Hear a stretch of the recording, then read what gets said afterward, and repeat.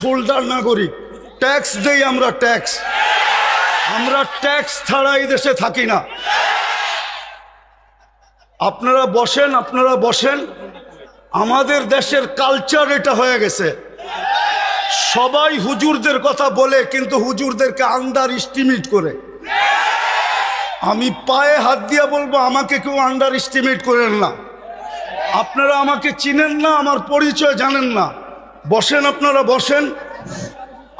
বসেন, আমার পরিচয় আপনারা জানেন না, আপনারা আমাকে আন্ডার এস্টিমেট করেন না। আমরা সর্বওয়াজ মাহফিলে এটা ভুগতেছি আজকে 16 বছর ধরে না। আমরা জন্ম থেকে জ্বলছি, যেটা বাংলাদেশের প্রবাদ বাক্য, আমরা জন্ম থেকে জ্বলছি। জন্ম থেকেই জ্বলা। আর কতদিন? আপনাদের পায়ে হাত দিয়ে বলি বসেন, আওয়াজ করবেন না, কেউ আওয়াজ করবেন না। আমাদের সময়ের দাম আছে, এরকম যে আমাদের সময়ের দাম নাই বা আমাদের এইটা কইরা খাইতে হবে এরকম কোনো জরুরি না যে আমাদের ওয়াজ করেই খাইতে হবে।